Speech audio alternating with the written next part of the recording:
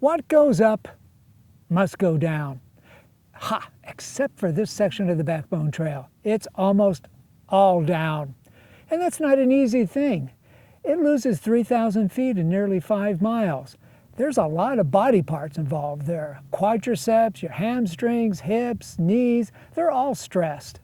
So maybe instead of pounding out this descent as if gravity is doing all the work, relax. Enjoy the chaparral environment and the wildflowers. I guarantee you're going to enjoy the hike more, and in the next morning, you'll definitely appreciate it.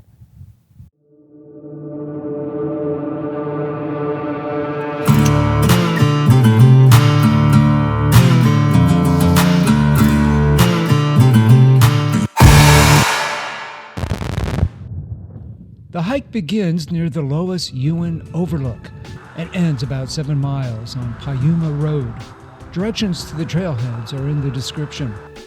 To start, walk down from the overlook on Stunt Road about 500 feet to the signed trailhead on your left and start up. You know, this is about the only uphill you're going to have, so savor the exertion while you can. As with so many other places on the Backbone, the start has its share of vague trail junctions. When you come to the tank, head for it, swing past the gate, and continue up the trail at the end of the asphalt road. Then, a short distance later at this junction, a total of 1 mile since you've started, you have a choice. Veer right to continue on the main trail, or detour for a short hike to the top of Saddle Peak, which would be the highest point on the trip. The rest is downhill.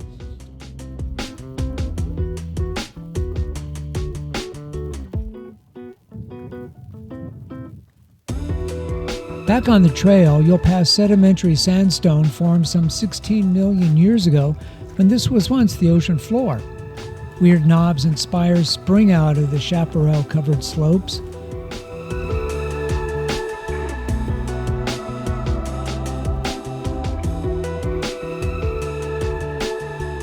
The tangle is so daunting, you start to wonder how anyone could hack their way through it.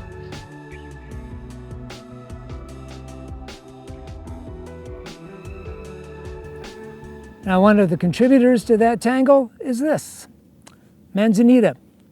I can tell you from personal experience, almost impossible to bushwhack through. Now, you can spot manzanita by its red bark, tangle of branches, and the small oval leaves. If you happen to be coming through here in the spring, these bushes might have red berries on them. They're edible.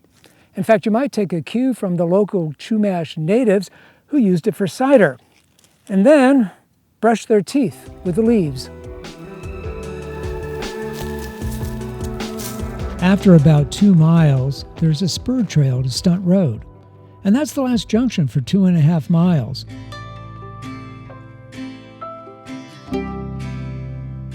From here, it's a wonderful mindless romp down a pleasant path.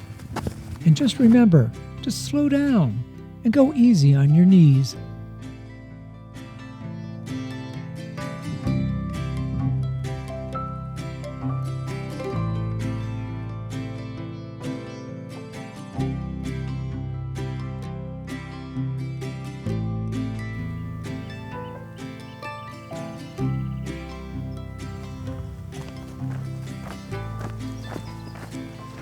After a switchbacky descent into Malibu Canyon, we hit Piuma Road.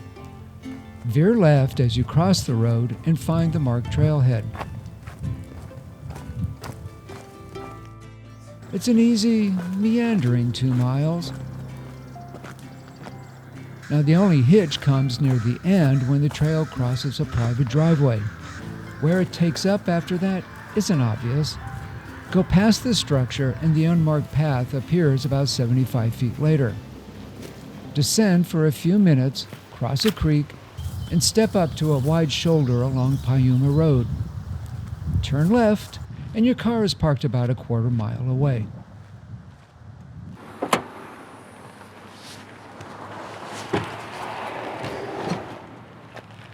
Now, if you like this video, then climb up to that subscribe button. I post one hike each week. And in the meantime, don't get lost.